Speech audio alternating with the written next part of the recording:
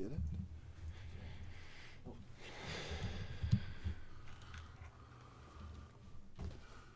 All right, Commissioner Blake, I'm ready when you are. It's actually rolling. I'm Stop swearing. I'm almost in, You got warm pop again? I think. I put that in the fridge. I haven't. I didn't drink Is that last time. is that the same? Was that Same been sitting one. there? Okay. There it went. I had a late night with a water problem. Oh no. All related to the Brian Hill down there. Oh, was it clogged? Get this out of your way. Now, And you guys know how to switch, right? I'm gonna get my email. Right there, I would assume. That double click. Sorry.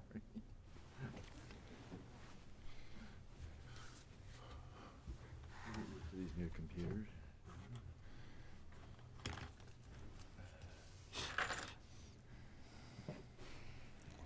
All right, I think we're mostly up and running, We looks are. like. Welcome. Today's April 9th, 2018. We're here, the Iron County Commission. I'm saving. I've got internet or some stupid thing.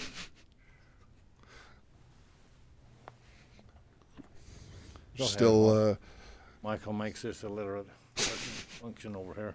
we're still not quite functional, apparently, but getting close. I don't know. Michael can save me. He always does.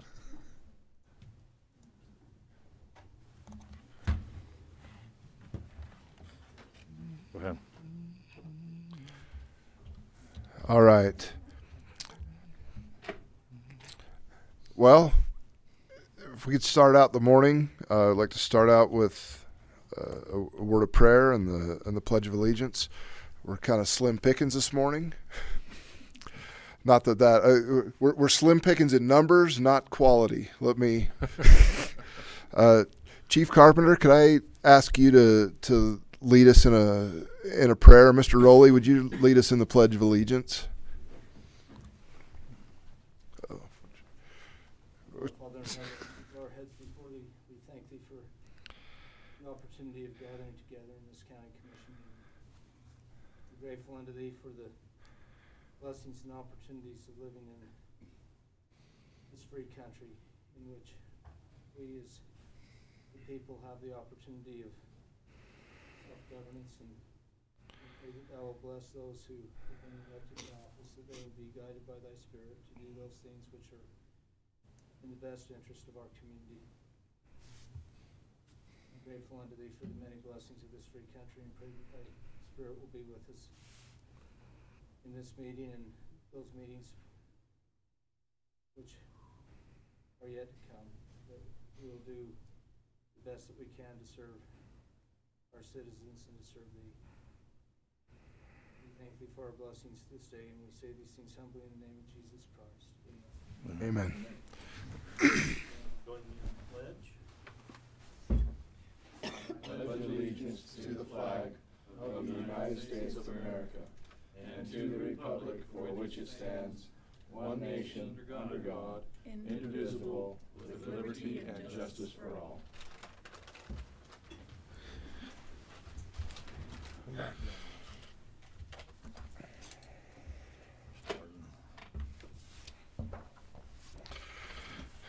All right, has everybody had an opportunity to review the minutes from our last meeting, March 26th? Yes, and there was one other meeting. You recall the date? Oh, What that was was the one. That was the one I missed. What was the other? There were two sets of minutes that you sent to us, and I reviewed both of them, but I can't remember the dates. One of them was our last meeting, and Oh, I only recall sending you one. I've only printed one. I read two this morning. Didn't think it was that far back. I wonder. Were there minutes on the For sure the 26th. landfill meeting? Oh, they're not ready yet, but yes. Oh, okay. Okay, that's what All right, I move approval of the minutes of March 26, 2018. Second. Is there a second? Oh, Yeah, I there did. was. Oh, okay. Sorry. Partly, I guess. All right. The minutes have moved and seconded. All in favor? Aye. Aye. So approved.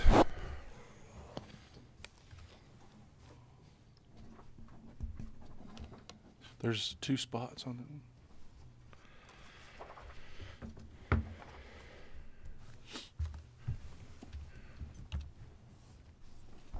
Thank you, sir.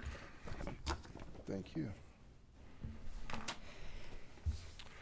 Okay, we don't have anything listed this morning for departmental reports. So we have a couple of bye weeks. And so on this one, Mike will give us some open meeting law training. Great. I appreciate that, Mike. Are you able, John, to bring up my computer on the screen? No. If you've got a file, though, I can project it. Okay. Would you guys like the PowerPoint presentation, or would you like to me just to run through it? PowerPoint. I would hate for you to have gone to the work and not be able to view it. Actually, this is an old one that I created. So what's the best way to do this, John? Can you email me the file? Let's see if I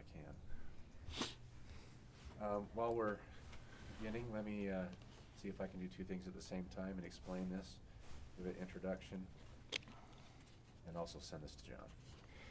Let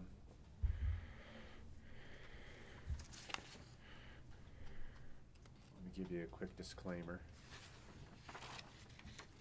With the departure of Mr. Little, soon to be Judge Little, I've taken on his caseload and my normal duties. So I'm a little overwhelmed right now with all the assignments I have. So what I did is when John asked me to do this, when John asked me to do this, I found one of our older, one of these trainings that I'd done in the past for the commission. So all of you should have already received this training. If you'll give me just a moment.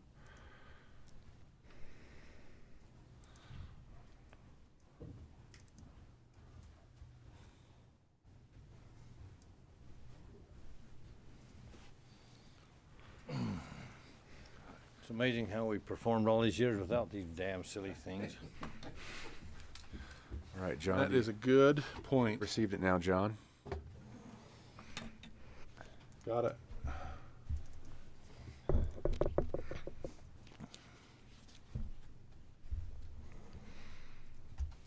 Also, I have the court calling me on a case at 9:30 approximately, so I might have to step out. So hopefully we can get this done before then. So the first slide, just wanted to go over the purpose for these. This isn't actually the one I wanted to use, but it's the one that we have, so we'll use it. So the reason why the open meetings laws are important is that due process requires that no one is deprived of life, liberty, or property without due process of law. The next slide shows that where the focus of due process is basic fairness of procedure. There's 2 different types of due process. One is substantive due process, and the next is procedural due process. John, maybe it'd be better if I can I use your mouse over here? Will that work? Yeah. That far? Okay. So there's the 2 different types of due process: substantive due process and procedural due process. I'll get into those in a minute here.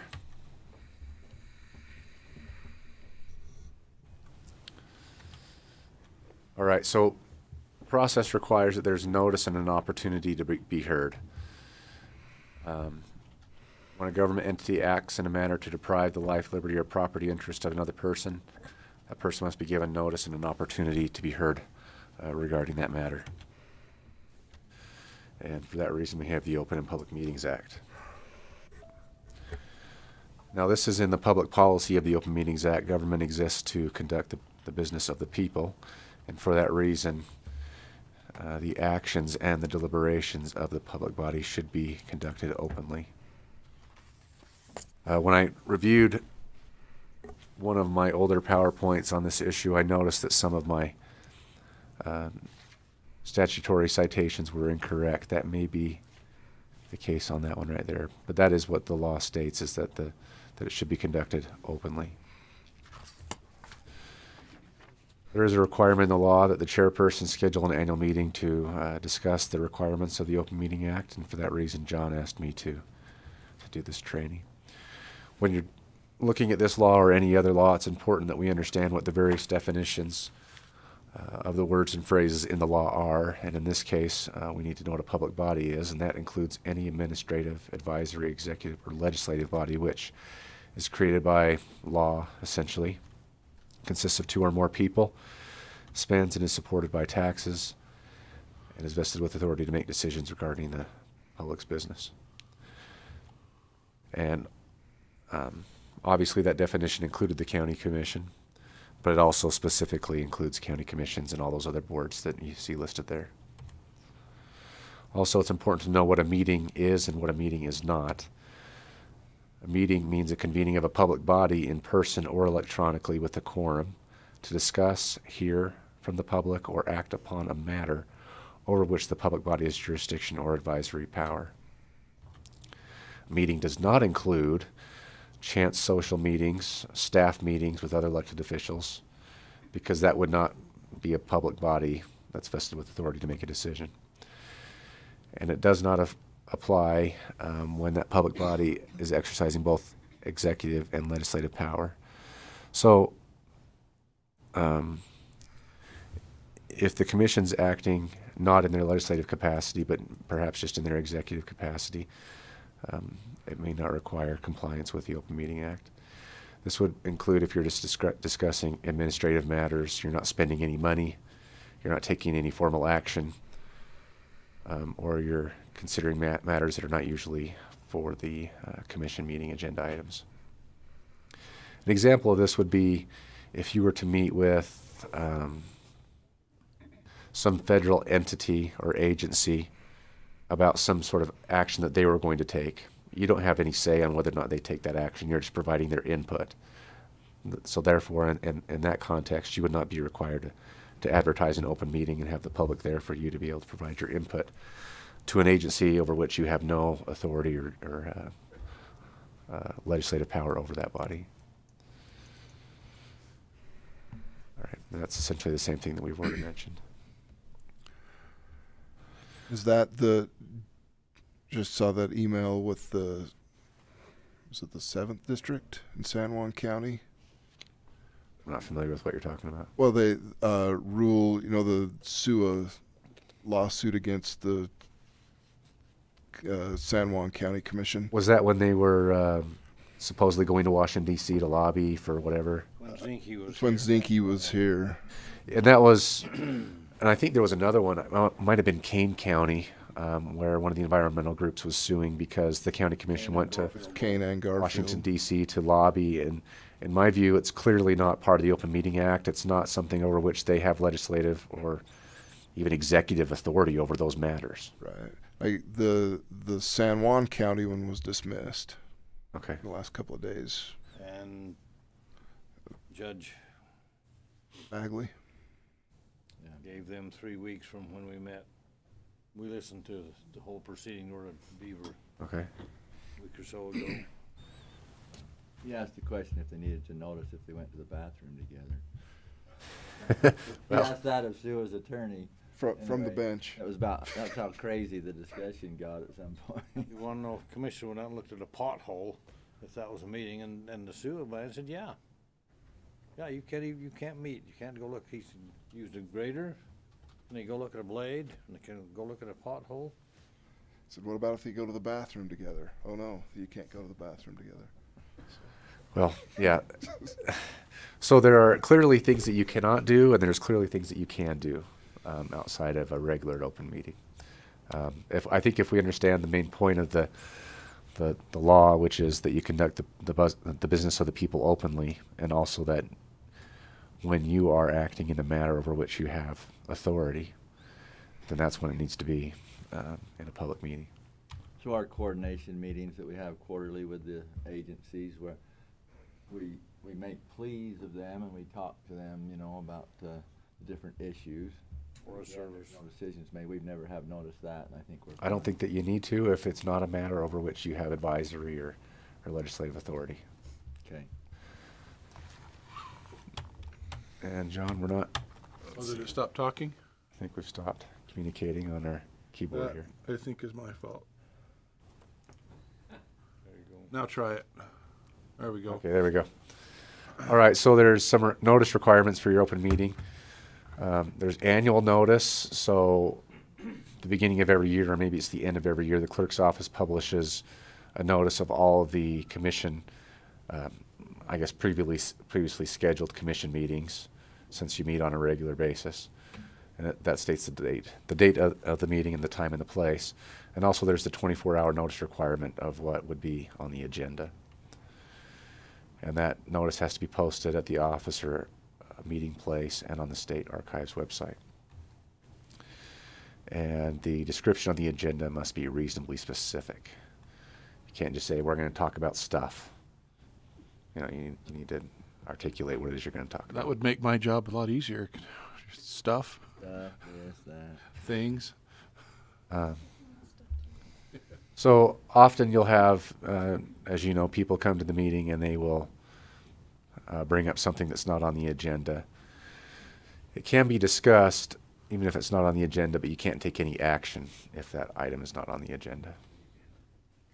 And emergency meetings may be held for unseen emergency and urgent matters. And then in that case, you should provide what the statute calls the best notice practicable. Okay, and we also have closed meetings. And there's a number of reasons for which you can have a closed meeting. One is to discuss the character, competence, or health of an individual, but you may not interview a person for appointment to an elected office in a closed meeting. You can have a closed meeting for a strategy session to discuss collective bargaining, to discuss pending or reasonably imminent litigation, acquiring or selling real estate, and I think you can understand the point of that. If your strategy was public, that would put you at a significant disadvantage when you are acquiring or selling real estate. It would put you in a significant disadvantage when you were involved in litigation, if all those things and those discussions were open and public. If it's the discussion of security personnel or devices, that can be a closed meeting. Investigation of criminal misconduct, taxpayers' commercial information. And your public meetings, there needs to be an audio recording, which is what John takes care of.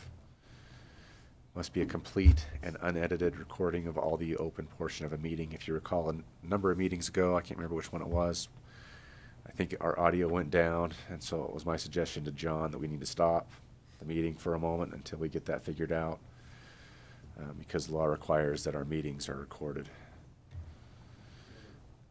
The other situation was where you had a public meeting and you went into executive meeting, and then the recording was stopped, or the closed session was taken out of the recording. Yeah. Because the recording of the closed session is not public. I understand that. Yeah. I was just saying Yeah. that's one of the instances Yeah. where this applies. Yep. Yeah. And I will edit the closed session out before I release it to the public. At least I'm supposed to. And I hope that you do. Pretty, The audio recording mandatory. needs to be available for the public for them to listen to that if they want. And that's why this is what John was saying. We record those closed meetings, but he edits it out, but it still has to be recorded. And the purpose of that is if you were to discuss a matter in a closed meeting that should have been in an open meeting, the court can then review what was discussed in that recording and then release the audio recording of that closed meeting if the court found that you were violating the Open Meetings Act by discussing an item in the closed meeting that you should not have. So we also have minutes of the meetings, and it has to include those things.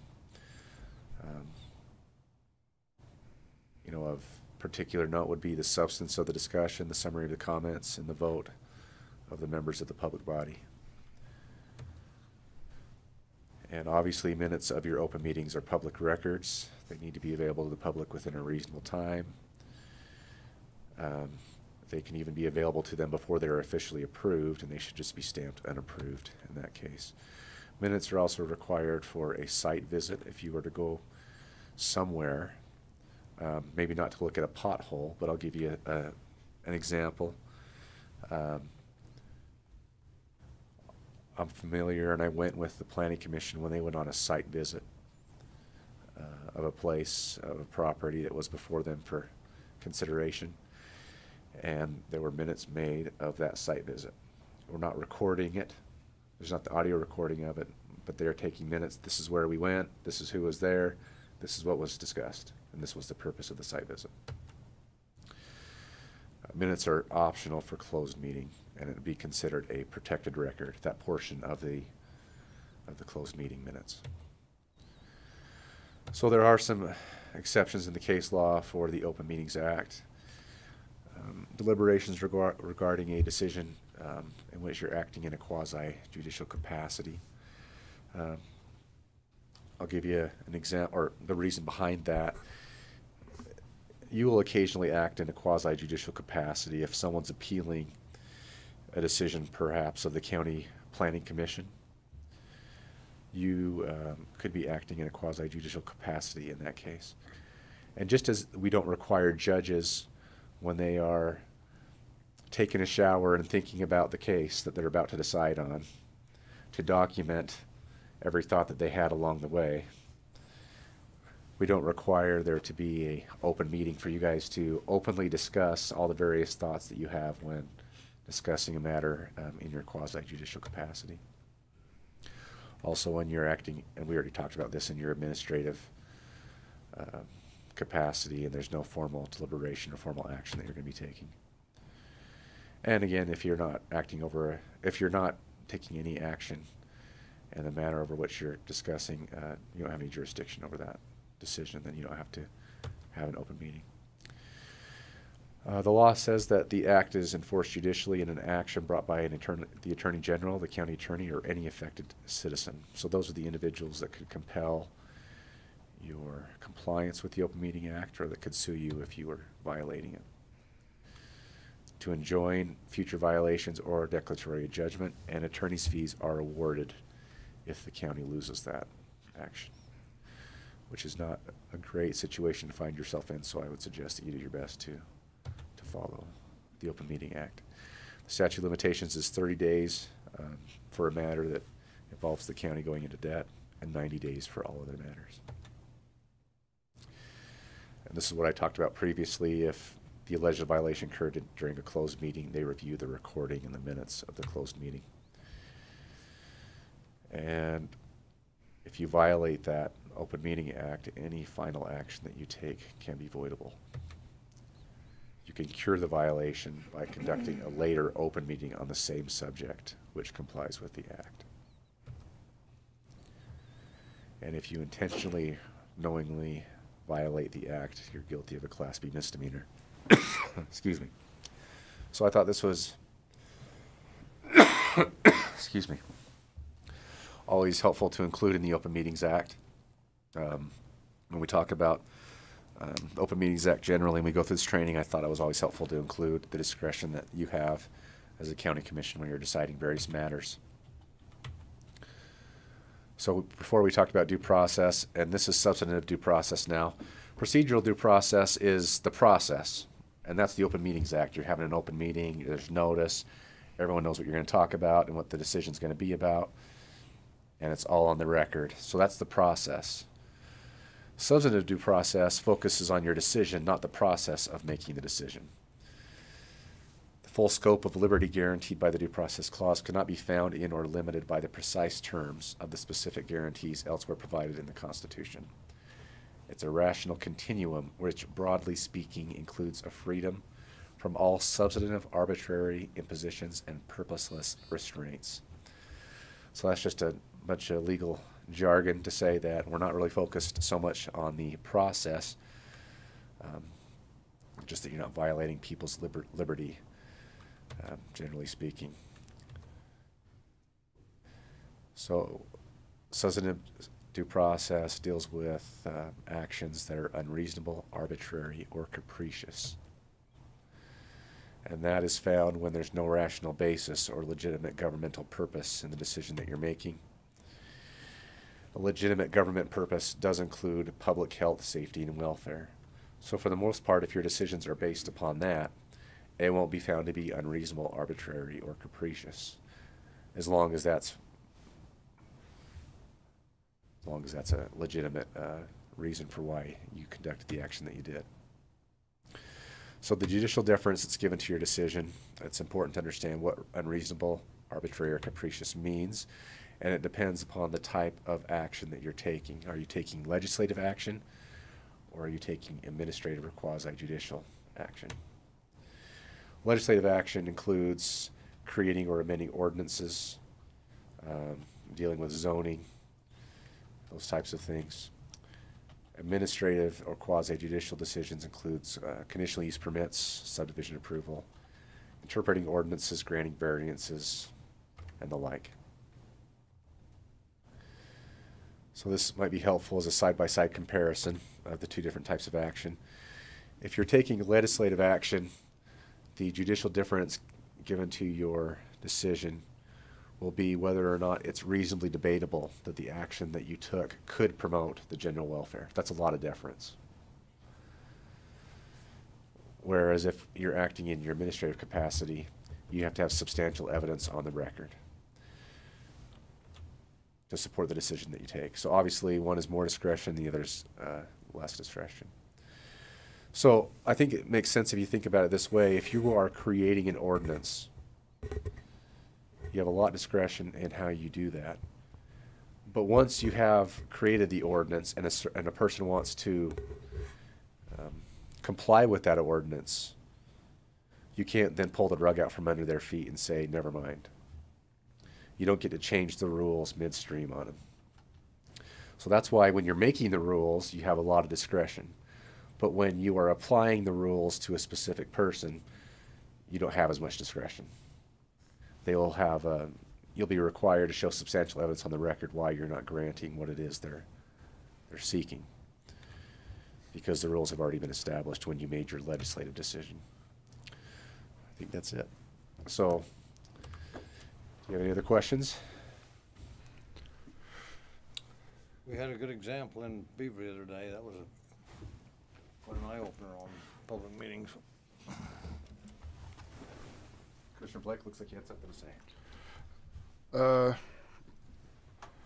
I had a question, but it escaped me. I held my question until you finished, then it escaped me. Sorry. Could I ask, in the city council, we would never have three people come together, you know, to ride somewhere in a car or do anything. How does this work if there's three of these?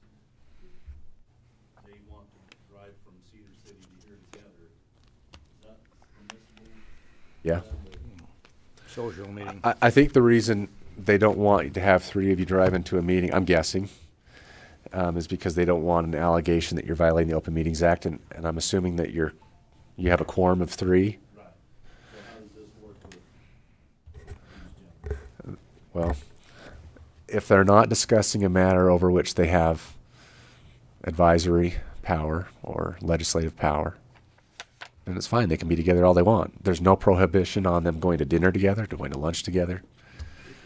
Fishing, yeah.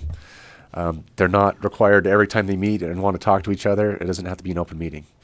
And in this body, where two of them is a quorum, it'd be very easy, if that was the case, for someone to argue a Open Meetings Act violation, because they could call each other on the phone, wish them happy birthday, and whatever. And if that constituted a violation of the Open Meetings Act, it'd make it really hard for the county to ever do any business. I had a question. Many times we come to the commissioners' meetings, they adjourn as commissioners, and they convene as a municipal building authority or another entity, and they discuss the stuff in that setting. For example, floating a bond. And then they, as that committee, the Municipal Building Authority, they say, yeah, we want this bond, you know? And then they adjourn as the Municipal Building Authority and reconvene as the county commission. Now, where does the public meeting thing come into that? Because it's the same three individuals that are doing one thing in one group, and then they turn around and accept what that group did as another entity. I think that in those cases, the agenda, the Open Meeting Act doesn't really, I think, involve that type of action, because I think in those cases the agenda would note that they're convening as the whatever body, the Municipal Building Authority or whatever. It would have on the agenda what it is they're discussing.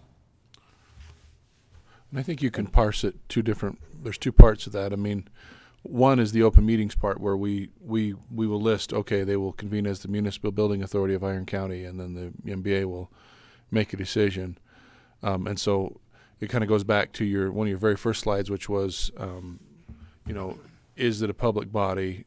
Is it required? And of course, the answer is usually yes. But I think Mr. Pressgrove's question has more to do with, is that, and maybe I better not assume I know what he's asking, but are those bodies legal to convene, period, as the same group of individuals? Is that correct? The statutes state that the individuals on the Municipal Building Authority have to be elected officials. Okay, so it has been given to me to understand that because they are elected as the county commissioners, then they are therefore authorized to be the Municipal Building Authority as well, because they are elected officials. But there's two ways to read elected. Elected as elected officials for some entity in the county, or elected officials as being elected specifically to be the Municipal Building Authority. And that hasn't been addressed or given me any kind of comfort, because it still appears that you have the Foxes in charge of the hen house, because all three individuals are in both the Municipal Building Authority and the County Commission. I don't think that the Open Meetings Act would really address that concern that you're having, because again,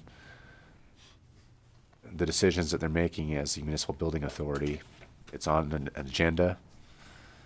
The item that they're discussing is on the agenda. Now, you might have other concerns that you're expressing that might be found in various other provisions of the law, but it's not in the Open Meetings Act. I'm statutorily required to run elections for county commissioners, not for Municipal Building Authority, not for some of these other groups that are created by the county commission. And I think in your analogy of the fox and the hen house, we're actually electing the farmer, and he's going to have different roles. Some days he's going to have his shotgun running off the dogs, and some days he's going to be feeding the chickens. But I can appreciate the notion that there might be some impropriety because it's the same three people. But I think part of the executive function of the county commission derives to be on those different boards. Correct me if I'm wrong, but I think it's statutorily in law or in policy. And I'm trying to think of a situation where we go into one of these other entities and then come back out and approve it. Like, for example, Board of Equalization, when we become the Board of Equalization, we act on those requests. At that time when we come back into commission meeting, we're already done with that. We don't go back and ratify that in commission meeting. Board of Equalization stupid-ass commission. Statutorily They're going to call me, so I'm just going to step out. Right. Okay. The example that I will use for the Municipal Building Authority and the County Commission is the Municipal Building Authority approved a bond to be floated for the construction of the new facility that just been constructed, and they, as that entity, you said, yes, we want the bond, and then immediately after you convened as the county commission and accepted what the municipal building authority did in accepting that bond. And the reason for the duality of positions was because as a municipal building authority, the bond would not be subject just to the general fund of the county, but if you did it as the county commissioners, it would have been directly accountable to the general fund. So, you know, that's the kind of thing that I was looking at. But Well, that doesn't belong right here, okay? right. You don't have to answer me on that now.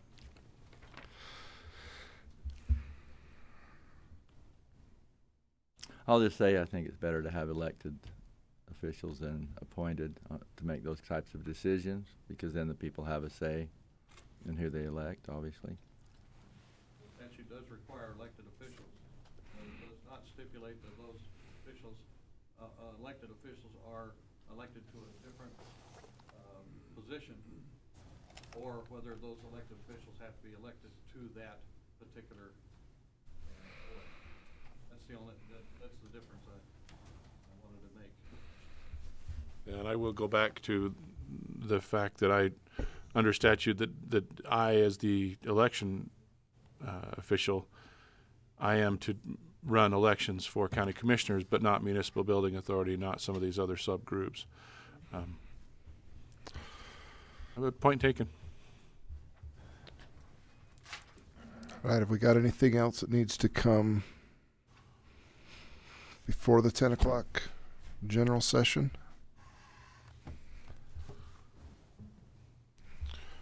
Anything from the commissioners? I'll just mention our landfill collections increase. We had a public hearing last week and had no members of the public come.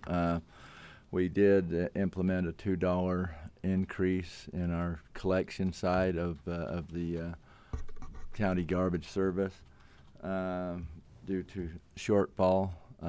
The landfill fee for every residence in the county remains at $4. The collection was raised from $8 to $10 per month. Something we don't like to have to do, but we have. The problem we find with the county collection is we go a mile to pick up a can, or 2 miles, and in the city, you know, they go 100 feet and pick up a can. So our trucks get a lot more wear and tear, and so we were having problems keeping up with the trucks.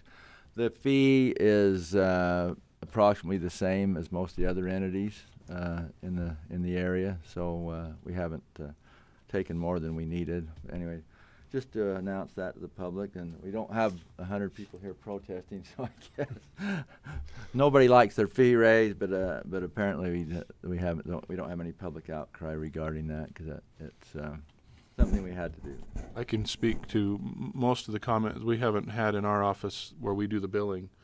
We haven't had outrage. Most people are understanding, and I think it's also important to note that Bruce and his team had really done an amazing, efficient job. Their collection fees were lower than most, and they were actually running a surplus. It just wasn't enough of a surplus to be able to stay on top of purchasing new collection trucks, and so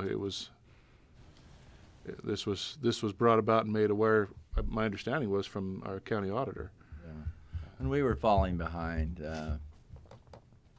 We have with old trucks. We keep one old truck for a backup, and one day we had 3 trucks down. We had all 3 trucks down. So luckily we have an agreement with Cedar City and with Enoch, you know, and a sharing agreement and so on. But anyway, it got critical. So, and our landfill side of it, we do have a pretty good surplus, but we need to have that in order to re-site the landfill. Many years from now, we have to have that. And so we talked about combining the two, and just so there's some counties that do actually allow their collections budget to well, they combined the two, and the landfill actually subsidizes the collection of it. And we thought about that and decided it would be better to keep them separate. So, I really credit Bruce on that. That seemed a lot more appropriate to keep those separate. But landfill, collection and landfill both fall under the enterprise fund, Correct. just as sewer and water does in the city. So it's not subsidized by general fund. It's self-supporting. You have to take it in one hand, spend it out the other. And so this is not a tax increase. This is a fee increase for services rendered. Commissioner, what the expected lifespan of the landfill is currently, current projections? Seemed like we were about 50 years, but with growth that changes. When the downturn came back in, then we kind of, upped our time. But I wish Bruce was here to give you the projection. I don't have 40 to those 50 off years the is, top. yeah. And we're totally blessed to have those mine pits. It's a little ways out You there. expect to go up above it, like as if you were starting on level ground and keep going up the way everyone else in America has to do it? We haven't talked about going clear beyond the top of those, but I'm sure we will as far as we can. But the when county, time comes. in that enterprise fund, the county has been faithfully setting aside, millions of dollars for that dreadful day when we have to redo another one, because it won't be as inexpensive as this one. Well, part of the fee is for closure of that existing fee, as well as establish a new one, but that's way out beyond where we care. I think it was 2050 was our target date, but that's... Does the county own any of the other pits that are in the area? Or would the next one have to be, I think we've got, well, there may be others. These are ones, that are just dug out, very deep, quite narrow. There's probably larger pits that we don't own out there that we actually haven't explored. So those may be a possibility in the future. But when you go out on level ground and dig a landfill and line it, that's extremely expensive. So. Anyway, and then also I met with the Farm Bureau, had their issue surfacing meeting that they have yearly, and it was good to meet with them. And Farm Bureau deals with a lot of other issues besides just farming issues. They're very interested in all legislation that affects the people of our community, so it was good to meet with them. I didn't have anything good to tell them about wild horses, but I did have good news for them about prairie dogs. And when you said out chasing off the dogs, you meant like if I had sheep and was shooting it, right? Yeah. Or was I out shooting prairie? Anyway. No. Armstrong pit, which is the smaller construction pit, is 2092. Yeah, Current projections. I was listening. Oh. I'm working. You've got hard numbers. That's awesome. Thank you. Nice. But I think the collection has exceeded what those projections were. So I think we're seeing more, they're putting more earth in to cover the trash every day than the trash. They have to cover every day with 6 inches of soil. It's somewhat in flux because we talked about getting a new compactor, which is a large loader, which would actually compact it, which would extend the life of the landfill. And I know that was factoring in, and Bruce was going back and forth because we could sell our existing one. But that could extend it out another, what was it, 5 years or something? Yeah, better compaction. So cardboard and the plastic tend to do this, and so with these solar installations, thousands and hundreds of thousands of boxes, and so except for the ones that were very muddy or so on, we required that they recycle, so because that was just going to create a big sponge in the landfill.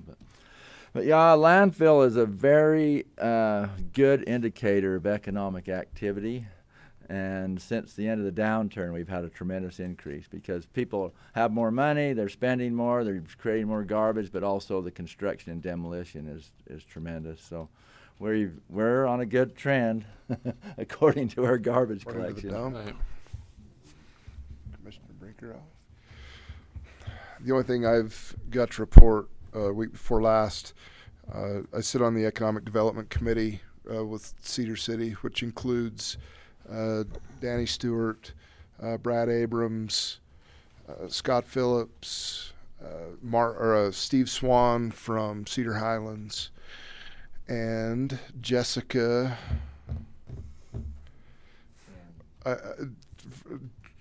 Jessica Jessica Farling. I have a mental block on Jessica's last name, but it always comes to me after a minute. From the Southern Utah Museum of Arts. We attended a conference in Des Moines, Iowa, regarding placemaking.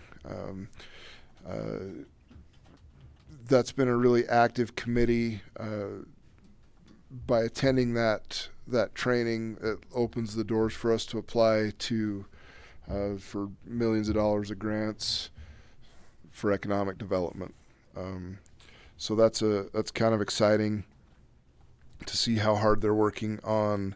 The focus is rejuvenating downtown Cedar City and building a bridge between, not a literal bridge, but a figurative bridge between Southern Utah University and the downtown area of Cedar City to integrate those 10,000 students into the economy of the city a little bit more. And this isn't a quick fix plan. This is a kind of a 30-year plan, but it's exciting to be on the ground floor of trying to integrate that. So I've got to give kudos to our economic development team, especially Danny and Brad, as well as thank you to Cedar City for the support as well. I think it's a really good partnership. And that reminds me of one other thing. I'll be traveling on Wednesday with our economic development people and with Mayor Wilson to visit with the Silicon Slopes people to see if there's any possibility of learning from them, but also to see if there's any possibility that those companies there might want to employ people from Iron County here in Iron County to be able to work on remotely.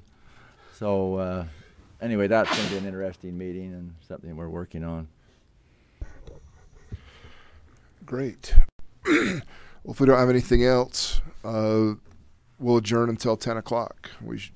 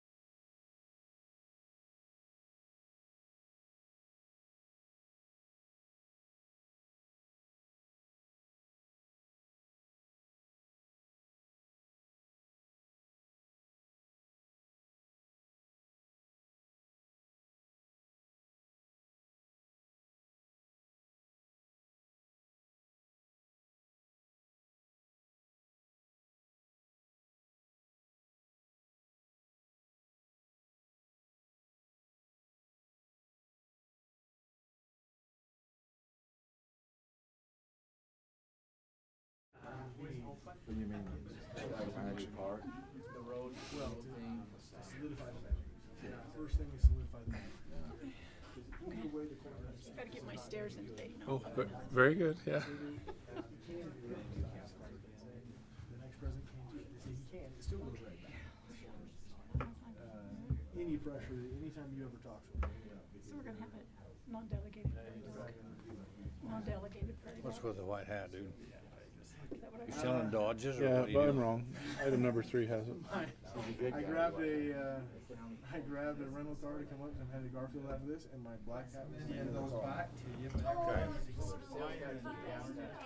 I've got a hat in every car, so I don't have to grab one from here. Wise man. That's anything I can do for you.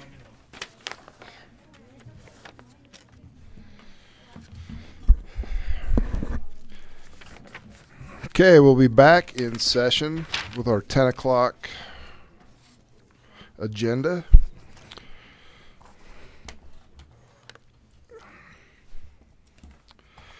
All right, item number 1 today is public hearing for a proposed zone change from A20 to commercial. This property is located at approximately 1990 North Dry Lake Road, Bryan Head, Utah. This is 70 acres located in the northeast quarter of Section 28, the southeast quarter of Section 21, T35S, R9W, Salt Lake Basin Meridian,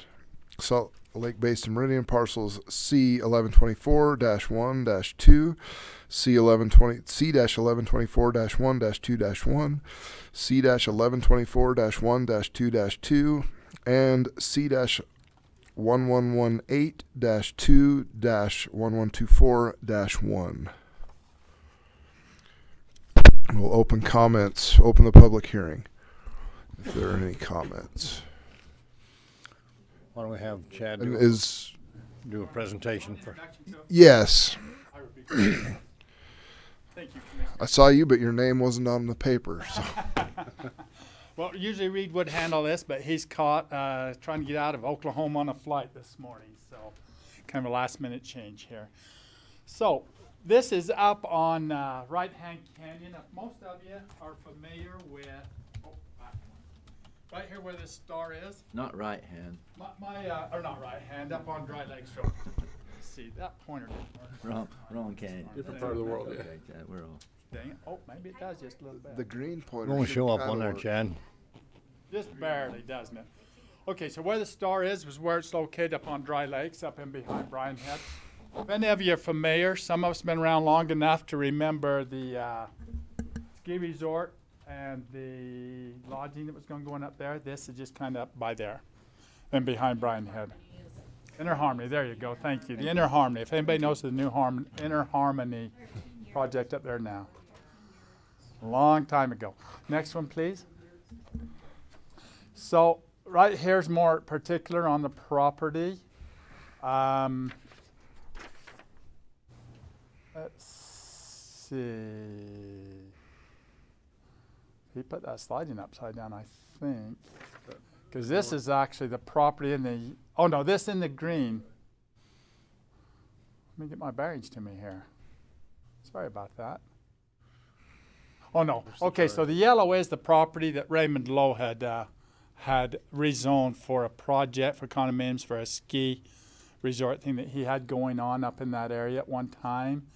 The green area with the heavy red outline is the subject property we are talking. So does the yellow continue to be zoned commercial? It is, and that's the reason they're seeking a commercial zone here, because it is adjacent to a commercial zone already. That is the big purpose of why they're going the way they are going. This is a zone change only, but it is for the purpose of they want to use it in the future for a reasonable accommodation, meaning most of us, a group home type situation, a boys ranch, so to speak, corrective actions for boys. They're claiming non-adjudicated right now for your information, but we all know that once they get it approved, we have no jurisdiction over whether they put non-adjudicated or adjudicated people in there. Who does? Who polices that? Nobody does, the state, but once it's approved, if they get We have no local jurisdiction to be able to regulate that once they're approved. Most of them that say that that's the case, that's what they stick with.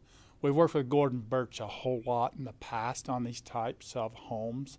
He is also the leader on this one. He has investors, but he's kind of the one leading this. He's very good with these kind of homes, in my opinion. So you do see the Dry Lakes Road coming up through this property, right along the edge of the Raymond Lowe property in the yellow. Now here's another factor you need to know about this. If we do a zone change here, they have to have a conditional use permit. We can regulate that pretty heavily under a conditional use permit. If we do not change the zone, they can still do this exact use that they want to do. Sheriff, you'll be real interested in this, and law enforcement in here. You'll be a first responder also, Mr. Carpenter. So you'll be real interested to know that they could do this under a reasonable accommodation, exactly what they're doing, even if we leave the zone the way it is. Here's one thing I'm kind of proud of is that Iron County, being very pro-property rights, that we gave them their choice of which way they wanted to go, and they chose to do the zone change. Even though, in my opinion, it will be heavily regulated then if they want a reasonable accommodation. They know that. He's worked through both. Mr. Who's I just mentioned? That there you go. Gordon Birch has before, so he knows what he's in for. So he still prefers the conditional use permit route. Anyway, the last slide, I think, will show us surrounding property owners. There are some cabins nearby. However, they will have no more people in probably the future use if they go through with this than what they've had with the last use being kind of a health spa type thing that they have had. They don't plan on any more buildings or so forth because they have plenty of bedrooms to accommodate what they have. There's a lot of concerns that will be addressed at the conditional use permit, but remember, this is a zone change only. Right. Just for information, do you know how big of a treatment facility, I mean, as in numbers of people treated there, do you know what they're looking at? They have part of this. But they have not indicated a number they intend to use. However, with the number of bedrooms they have and the state allowing the number of occupants per bedroom, they could have up to 60. Personally, staff will not recommend that. The infrastructure in that area will no way, for emergency service and so forth, sorry to keep looking at you, Sheriff, but you know what I'm talking about here. You've responded to these. Will no way accommodate that year-round, in my opinion. So staff will not give them that. Of course, they can appeal it. We've been through that situation before. But So it is probably anticipated. probably no services except electricity to that property, right? Public services. at this time, that's correct. And it's anticipated to be a year-round facility? It is. Mm-hmm. And originally, when Gordon started calling, they were gonna take care of their own road arrangements. What kind of a mess do we wanna get in with that? The problem with that is all of us that know Hal Mitchell, you locals, remember Hal Mitchell, working with him? You remember how hard it was for him to get a right-of-way just for the power up to there? And remember, do we have the road department here? We don't yet, do we? Hal will never give in, never did, and never has at this point, to widen that road. That road is a prescriptive right-of-way right now. And he's always allowed us to maintain it. But he lets us know just that fast. If we get 1 foot outside our easement, he is there quick and fast to let us know. Not intending to keep that road open all winter for that private enterprise, surely. They are intending to. They have done so this winter, very light winter, but they did buy a very small snow blower, and they have done it. In preliminary discussions, though, we told him that we've never kept it open in the past in the winter, and he said that that he would do it. But we talked to him about the condition of the road because the previous owner went in there and kept it open, and they would grade the topping, the road base off the top, and so on, did damage to the road. So that needs to be handled in the CUP for sure. Good. I have been having great conversations with our legal counsel that I really question whether we can give third-party responsibility. I don't think we can. I think it's still our responsibility, and Mike's working through that with us, our legal counsel. For road maintenance? For roads, And for snow removal? Well, for the access, we could give them permission to remove the snow, but we really give third-party responsibility to them should something happen. I still think Yeah. it's our responsibility and legal Liability obligations. Well, why do we want to take that on? Exactly. That's my theory too. Well, and I've told him that that's going to be a problem because we've never kept that. We've never maintained that in the winter.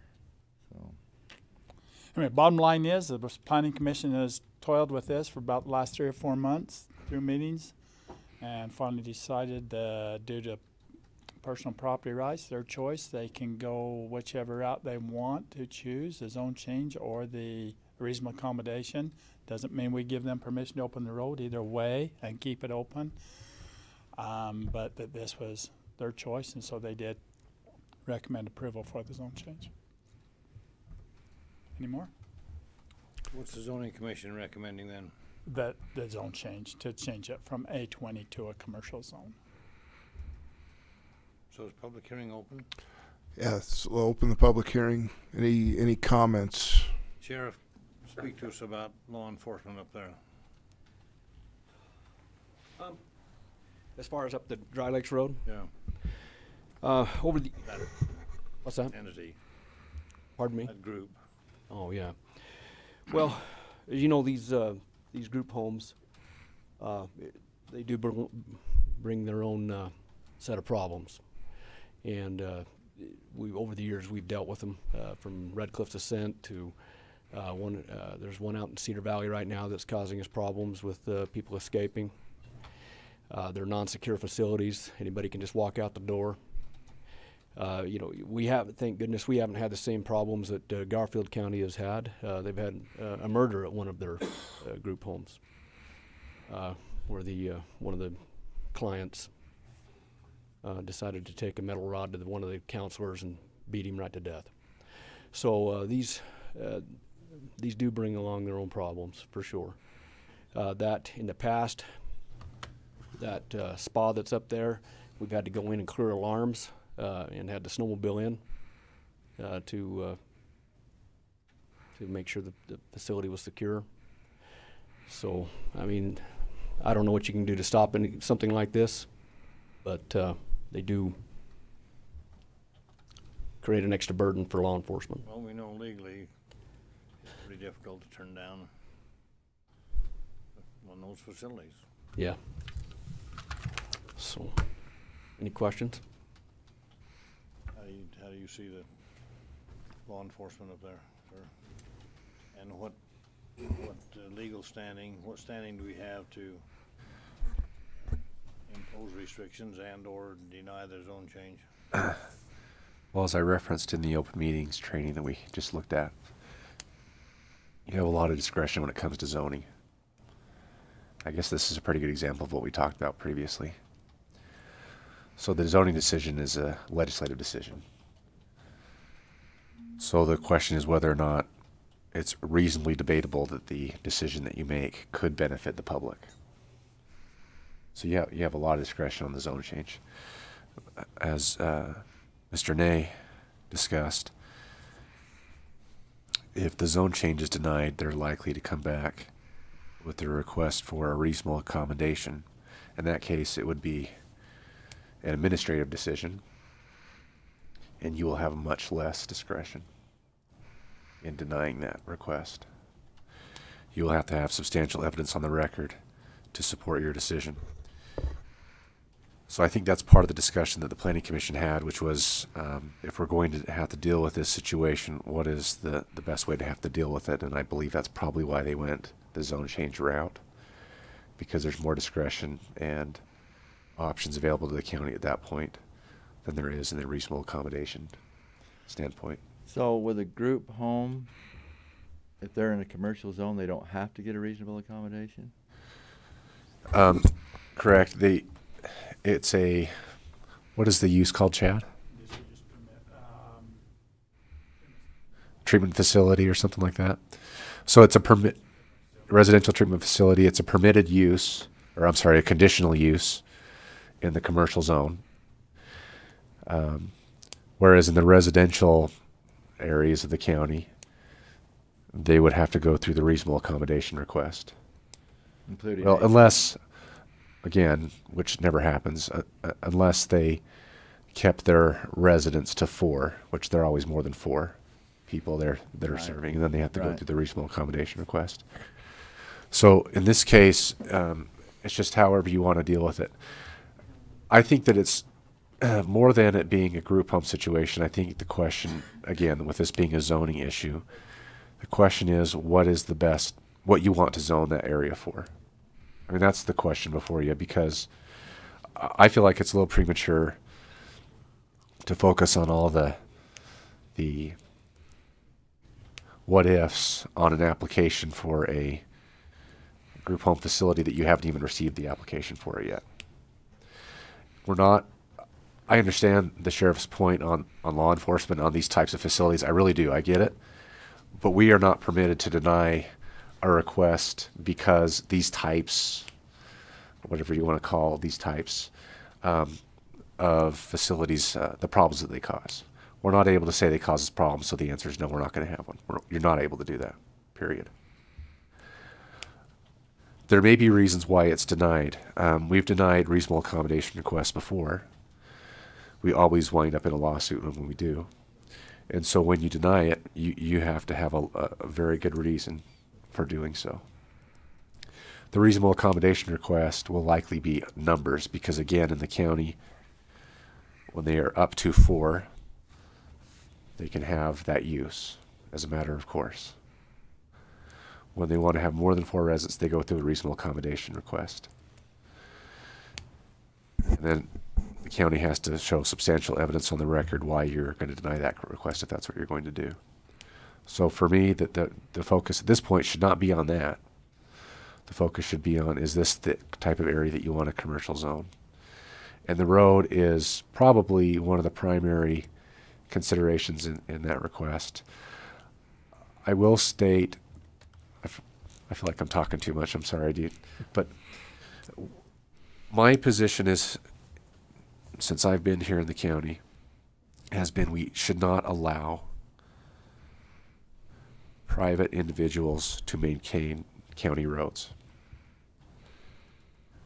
Because I do not believe that we will be, I don't believe it's very easy for us to abandon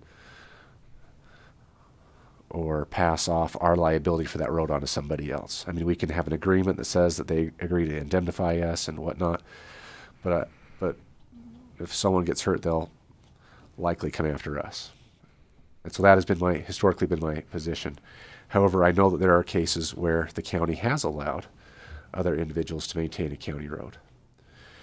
And I understand the practicality behind that because we are a rather large county. We want people to be able to use their property. There are all kinds of county roads out there. That is the only way that people can access their property. And when those roads get damaged where they're not really able to use them, we say, sorry, tough luck, you can't get to your property because we're not going to maintain that road and you can't maintain it either. So that's kind of a hard thing and a hard position to take. So I understand the reason why the county in the past has allowed people to do that. Yeah. Well, this particular road has been done, like I said earlier, by the previous owner by default. We didn't stop them from maintaining it, but they did it without our permission. Yeah. So how do we charge back the home to cover the cost of the road maintenance? We do that by contract, or? Well, I think you would have an agreement with them, and in addition, that would be one of the terms of the conditional use permit. It would be that they agree to be responsible for that road. In terms of monetary? Well, and just all of it. I mean, I don't think the county, their position was, we're not even asking the county to do any of the work. We'll just do it ourselves as far as plowing the road and getting the snow off, whatnot. So they're not asking the county to do it and saying that we'll pay the county to do it. They're saying we'll just take care of it. But you're recommending that we not go down that path with them for liability reasons. So if we don't, how do we?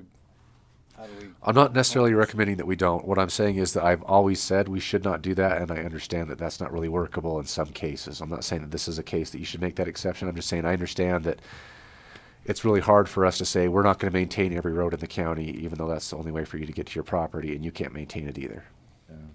Well, and we do maintain that as a summer road, and it goes way beyond their property. That the end of the road. So it would be maintained then, but so it's really a winter issue. But how do we compensate the county for the additional workload imposed by that year-round facility? I don't know that, well, In the as season. far as the road goes, you're not going to, maybe I'm wrong, I'm not seeing a whole lot of additional financial impact on the county in regard to the road. I do worry Well- that plowing the road's going to hurt the base. And that, I understand that, and I think that would be, if you're going to tell them that they can maintain the road or they can plow the road, it will be under these, this is what you can do, and this is what you have to do, and this is what you absolutely cannot do.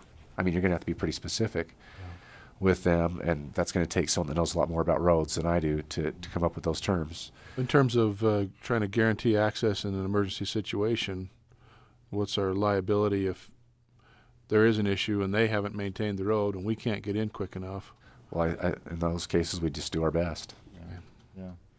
And their plan is to use a snow blower, but on a really heavy snow year that may not work, you know, and they may have a layer of snow, you know, 3 or 4 inches deep, and so they can't get in there without 4-wheel drive, which is probably the case anyway. But I tell you that we went up there, I can't remember when that was, but it was the day after or the day of a pretty good snowstorm. And everything was fine for the most part until there was a truck coming down the other direction, because it's a pretty narrow road. I mean, when I say everything was fine, there wasn't really any problem of any kind until then, and then we had to kind of finagle by each other, and it was kind of touch and go for a minute there. So that's, to me, that's the concern, is the road, and whether it was the facility that they're proposing or any other type of commercial facility. That is, you know, one of the concerns. If you feel like there's a way to get around that in this instance, you can make that decision if you want. If you don't feel like this is the place for it, then you don't have to make that decision. What argues for their case is the fact that you have commercial property up there already, whether or not it's really being used that way or not. It's zoned commercial.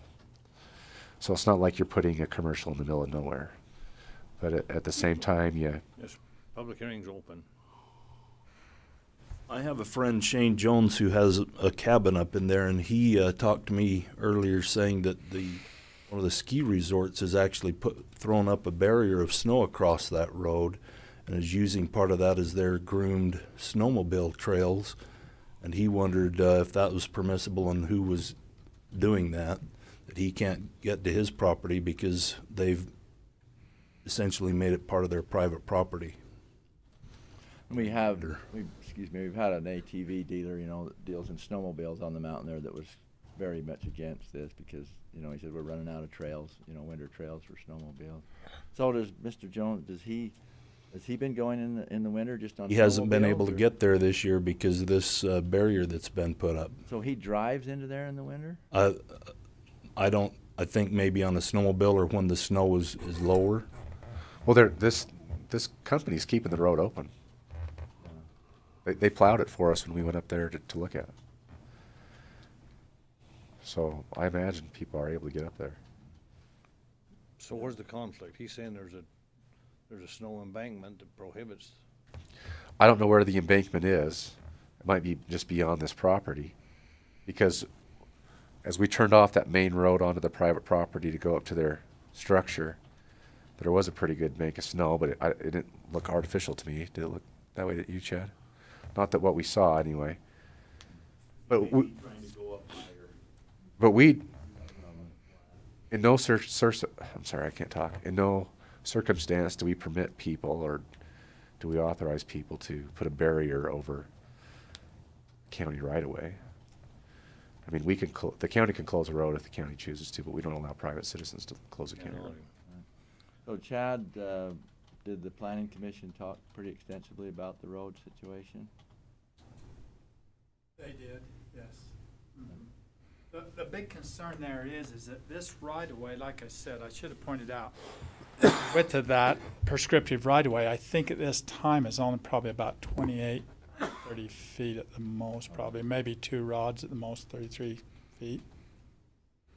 So it's a concern. And I should point that out. Thank you, Mike, for pointing that out, that he's absolutely right. We should be saying, okay, if we change this to commercial zone here, do we want all the rest of those uses that would be approved in there? The motels, the hotels, of course, probably no call for it, obviously, or Raymond would have done it years ago. That other one changed over 30 years ago, so. Yes. But hotels, motels, and those accommodations fall under a different guise than reasonable accommodation for handicap or those kind of facilities. We've seen county in Idaho and one out on the basin get sued for several $million based on denial of reasonable accommodation. And we avoided a lawsuit of our own by mediation, and we had to up the ante on the allowable beds. County offered 4, and next we knew, Mr. Edwards and I spent the day in Salt Lake in mediation, and we avoided that fine, but we had to increase the number of allowable beds.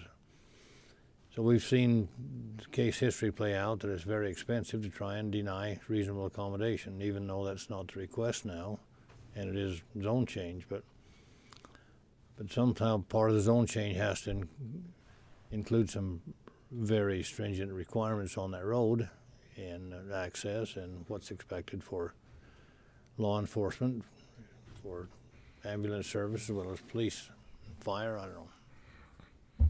It's a can of worms. Well, Sounds like sorry, go I was ahead, going to say, as a prescriptive easement, it hasn't been plowed for 7 years straight. I think there's reasonable argument there that we may not have a wintertime prescriptive easement because it's been used in the summertime, even though we've maintained it as a quasi-county road, even though it's really just a prescriptive easement over the Mitchell property. Well, it's not really called a prescriptive easement when it's the government. It's an easement by public use. Okay. The county maintains. And so it's a little bit different Summer from what you would maintains. typically understand a prescriptive easement to be. Yeah, I was just going to say, as a prescriptive use, that usually involves having used it for a period of time in a certain way, and it wasn't used as a dry road in the wintertime. Easement by public use, it becomes a county road as long as the public uses it as often as they have the desire or the need to use it. Yeah. So I don't think that's really an issue in this case. What is ironic is that width ends right there at their property. That is the last of both sides being Hal Mitchell's property. That's what's so ironic about this. Then it goes into other, yeah. So if we go, and maybe you already answered this, but if we go with the zone change, how do we limit the number of people in the treatment facility? As a condition, that is one of the conditions that we can put on it. That is the good thing about the conditional use permit, is that even though we limit them in it, no matter which direction we go, we can limit them. The conditional use permit usually has more teeth and is easier to fight on a, or rather to defend on the county's standpoint. So be at this level or a court level. So if they want 60 and we tell them they can have 20, they can't fight us with all the reasonable accommodation. Oh, they can. They can still fight you. It's just it would be a different type of fight. Yeah. Okay. We wouldn't be mandated as much as we are with the reasonable accommodation. Well, a conditional use permit is still a administrative decision that you're making. Because again, the law's already been made. You're applying the law to their application, so you can't just kind of willy-nilly make your decisions. Your decision has to be supported by substantial evidence on the record. That is the one use, the conditional use permit is the one legislative action that you have given back to the Planning Commission to approve. That's the only one I know of right off, isn't it, Mike? I think so. That is the one that you have given back to them to approve. And it's a land use. Land use is easier to defend, is what we have found, because like you said, we have been sued several times over this exact issues. Easier than the reasonable accommodation, because remember the reasonable accommodation, they always hang their hats on the handicap laws and so forth, housing laws and handicap laws. But this leaves it in the land use arena.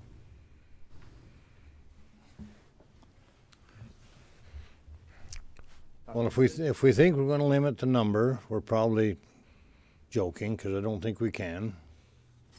Well, we can't do the conditional use permit. On the one that we got had the trouble on, though, they wanted 48, and I think we ended up at 16. So we we weren't able to bring it as low as we wanted, but we through the process, we didn't give them as many as they wanted because we felt like it was unreasonable. It's just a different type of argument when you're dealing with reasonable accommodation versus a conditional use permit.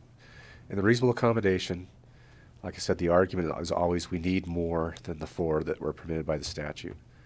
So they have to show that their request is reasonable and that it doesn't violate the existing zoning provisions, and it's necessary to afford a person with a disability an equal opportunity to housing.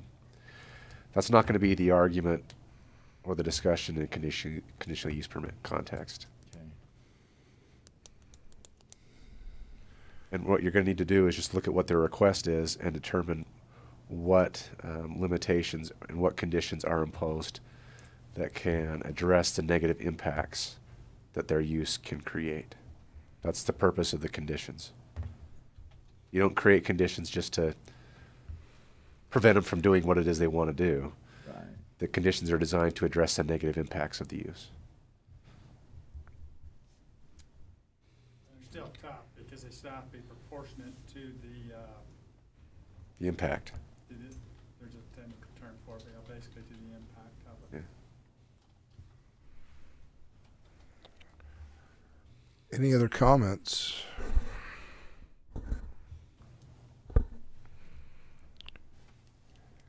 All right, declare the public hearing closed. Now, Commissioners, I was talking with Chad.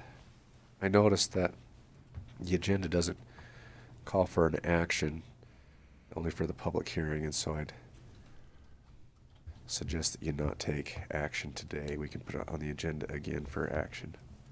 I talked to Mike about that. We had this come up before and you researched it. What did you come up with, particularly when we've had this happen before? It only got put as a public hearing, not an action. I really do think it does need to, you've got to be explicit. You know, you can't. So You were saying this advertising. agenda. yeah, definitely, I would suggest rolling it forward, but, Whole zone change. yeah. Act on it. Yeah. But I think when it comes to that verbiage, we're going to put it on exactly the way you give it to us. And I didn't list this one. I didn't do it. I'm sorry. well, and if I'd have thought it through, I'd have, yeah, but I didn't. And so, It's okay, because I'm not sure they're ready today. Like I said, the planning commission 3 or 4 months before we made a decision, so you're maybe not ready anyway. Good. Let's take your time. Okay. Roll it. great one. So we've satisfied the public hearing if we motion to bring this back as an agenda item in another meeting. That's all we need to do. Yeah. Then, Mr. Chairman, I'd move in view of the fact we've held a public hearing. The agenda doesn't call for an action, that we move this forward to the next regularly scheduled commission meeting for vote up or down. Second. Received a motion and second. All in favor? Aye. Aye. It is unanimous.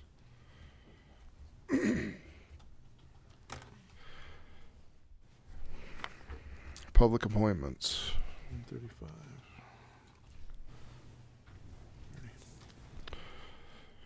Okay, public comments. Again, we'll remind you of the 3-minute time limit. Any public comments today? Well, Commission, my name's William Pressgrove, or Bill Pressgrove, whichever you want to call me. I come before you with a conundrum about whether words have meaning or whether they are just eyewash. In the platform, the second plank of the platform that I think you all agree with, it says we recognize the rights of the individuals to own property. We resist any effort by government to take property, excuse me, that's the wrong one. It says we believe government properly exists by the consent of the governed and must be restrained from intruding into the freedoms of its citizens. The function of government is not to grant rights, but to protect the unalienable God-given rights of life, liberty, property, and a pursuit of happiness. Now, if those are not just words, that they mean the same thing that they meant to the Founding Fathers when we went into a war with Great Britain to obtain our God-given rights to life, liberty, and property, or the pursuit of happiness. If they mean the same thing here, then why do we have a table of uses that infringe upon some right of every individual that lives in the county, one way or the other? I have not been made aware of any situations or litigation in the past that would precipitate bringing into existence a table of uses. And according to what we're supposed to believe, we should get rid of the table of uses.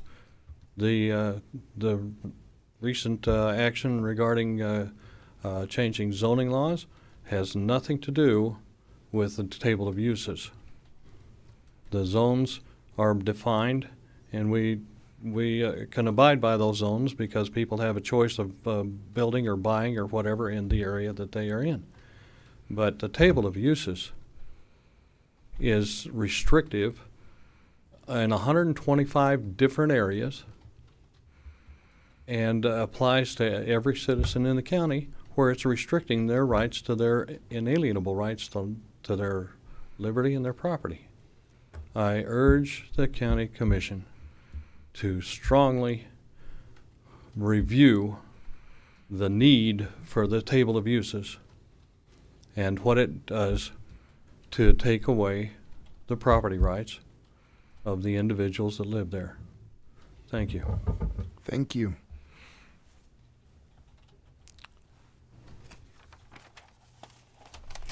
Seeing no other public comments, close the public comments. Move on to agenda item number 3, which is our favorite prairie dog take approval. Welcome. Oh, thank you. Good morning. So I'm here to present Prairie Dog Take Approval for property located at 3791 North, 250 East, Enoch. This is in the Field subdivision.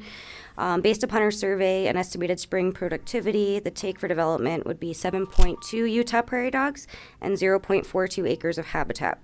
So when we surveyed, we found 15 active burrows and 2 prairie dogs on the property. We have to factor in productivity of the pups, which you multiply by 3.6, so it came out to 7.2 prairie dog take, and the fee would be $420. 120. 420. And who's the cost assessor? Velocity Builders, or Velocity Homes. So we can put Michelle Osborne down, or just Velocity Homes, I think would suffice. Okay. The description's been read into the minutes, into the record. Entertain a motion. The motion is to, oh my hell, the motion is to pull these damn phones away. I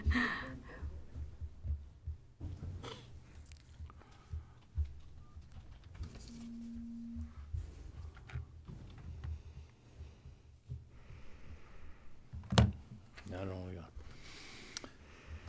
Prairie dog approval for property located at 3791 North, 250 East in Enoch, based upon the survey that, as well as estimated spring Utah prairie dog productivity. Estimated take for development of this property will be at least 7.2 dogs and 0.42 acres of habitat for Velocity Construction in the amount of $420. Second. There's been motion and seconded. All in favor? Aye. Aye. Is approved. Okay, great, thank you. And so right now we're at 66.1 under the Iron County Habitat Conservation Plan. The GCP should be in place today. All right. I think they were waiting on signatures from the BLM and from Garfield County last I knew on Thursday. I talked with Garfield County. It sounded like they were going to get Commissioner Pollock to sign it as soon as possible. So I'm assuming we'll get an email and then be under that, and we'll have both plans here until July. July 1st is when the Iron County HCP expires. So. Excellent. Okay. Thank you. Great. Perfect. Thank you guys so much. Agenda item number 4 has been stricken. Actually 4. 5, 6, 4, 5, and 6. Those were intended to be in the next meeting. A representative from the court is not available today, so we'll move on to agenda item number 7. This is approval to apply for an off-highway vehicle trails program grant from the Utah State Parks. This grant would be used to plan, purchase, and install signs and trailheads and install trail markers in the Old West and North Hills Trail segments of the Color Country OHV Trail. Mr. Worthen, do you want to speak to that? This is a grant from the state OHV grant from the state parks. And this takes into account the OHV trail, we call it the Old West Trail, west of Lund, between Beaver County and Modena, and west of Lund to Nevada. And then the North Hills Trail is everything south of Modena. And the grant would create signage, maps, planning, allow for trail maintenance and whatever else we do. So what we're asking here is just for approval to go ahead and apply for the grant, and then it's due, the application is due, I think, the 1st of May. So There's a specific amount on that request? Yes, there is. On the back page of your deal, the total amount of the project is $39,271 and 20 cents, and the grant amount that we're requesting is $19,636. The in-kind amount that would cost to install the signs, kiosks, produce the maps, put them up, and planning is $8,344, and then the Tourism Bureau has offered $12,000 to go towards that. So it really, there's no money being requested from the general funds at all. So the 39 is the sum of 19,600, 8,300, and 12,000. Is that correct? Close to that. Yeah. Mm-hmm. Yes. It looks about what that total. So. And then if you do approve me going forward with this one, we get the grant. If the grant gets approved, then I'll bring it back for signature. So you need approval for 19,636, because that's the amount of money you're asking them for. Yes. Total Go grant. to them for a grant of 19,636. Then I'd move to approve the application, or the process to proceed with the application for an off-highway vehicle trails program grant from the Utah State Parks. The grant would be used to plan, purchase, install signs and trailheads and install trail markers in the Old West. That isn't correct, is it? The grant would be used to purchase, not install signs or trailheads. You're going to do that on your own. No, the grant, yes, we'll do that on our own. So the grant is for the purchase of material. Right. Period. For the Old West and North Hills Trail segment of Color Country OHV Trail in the amount of $19,636. Application being prepared and presented by Mike Worthen. Second. I've had a motion and second. All in favor? Aye. Aye. It is unanimous. Thank you. Thank you. Number 8, discussion and possible renewal of a cooperative agreement for the Iron County Cooperative Weed Management Area. It's requested by Casey Adams. Mr. Adams. Thank you. So this agreement has expired, and so in the process we went and added some more entities. We did away with the expiration and just want the approval of the changes. Might add it can be opted out of, but the other one just had an expiration clause. There was no need for that really, so we're just, if somebody wants to terminate the agreement, that's still in there. Yes, that's still in there. But we're not going to have a specific date for that. So anyway, it's a good agreement. It's important. We got a great weed superintendent, and in our county, and we appreciate what Casey does and how Chad Reed helps so much with that and the weed board. So anyway, I would move approval of the renewal of the cooperative agreement for Iron County Cooperative Weed Management Area. So may I say, as I was traveling over here, you don't have it on your copy, but the participating entities, we failed to put all the cities in. We would like to add them on. So I don't know if you want me to add them and then come back for approval on that, or sign this off today, or how you want to do that. Well, let's clean it up and do it now. Let's just, let's just add those. Who? Okay. So who are we missing? So I'd like to add listed all the municipalities: Cedar, Parowan, Paraguna, Canaryville, Cedar Highlands, and Enoch.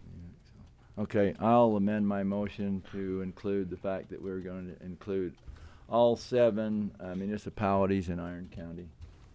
And second stands. Okay, I've had a motion and a second. All in favor? Aye. It's unanimous. Thank you. Thank you. Agenda item number 9, discussion and possible approval of the 2018 cooperative agreement for Utah State University Extension Services. Got anyone to speak to that? Well, let's see. Did you get the previous one like you'd asked? I did. This one is in the amount of $196,950. In 2016, it was $161,736. It went down last year to $152,634, and I'm not sure why it's gone up so much this year. I wish they were here to explain, but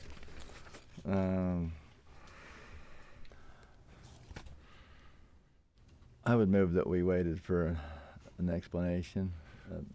Move this to the next meeting, have Chad Reed or Kathy or both of them come and explain the request. Okay, so we'll put won't vote on this one today. We'll move it until the next one if we could ask Chad to come in. Yeah, and I'm very supportive of extension and all they do in the county, but I'd just like to know why there's a $40,000 increase. And I remember during budget hearings, I remember that there was some discussion about an increase, but I don't remember what the circumstances were, or why that was. I don't know. Didn't know it was that hefty. Okay.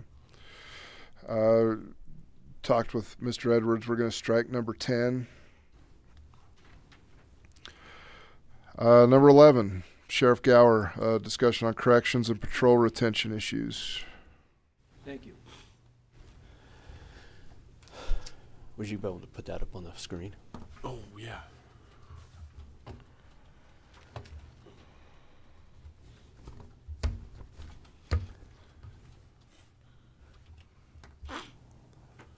Which one did you want? It would be an outline that looked like this. Okay.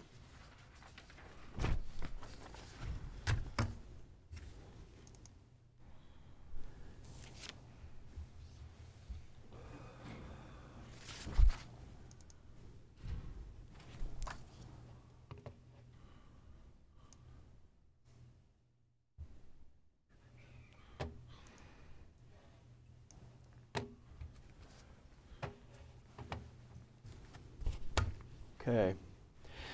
Again, thanks for allowing me to speak before you today. This is an outline I'll be speaking from to go over some things that's always concerned me, but based on what I'm looking at on this outline, I'm now going from concerned to alarmed about retention issues within the Corrections Division and the Patrol Division of employees. As you can see, I've listed them as Deputy A, B, C, and D, and E, just for their to offer some, their privately, to so their names aren't out here in a public meeting because it's kind of their private life what they're doing. But as you can see in corrections, I I've got a deputy leaving to take a job in northern Utah that's a higher paying job. And Deputy B is transferred to patrol to backfill an open position there. Sheriff, for these A-through-E things that are happening now? Yes. There's not. This is in the works now. Deputy C's possibly leaving to take another law enforcement position locally, another higher paying job. Deputy D deploying next month for an extended military deployment, and Deputy E transferring to patrol in the very near future, backfilling an open position in patrol. As you can see, Tooele County is starting out their correction deputies now at $19 an hour plus, depending on experience.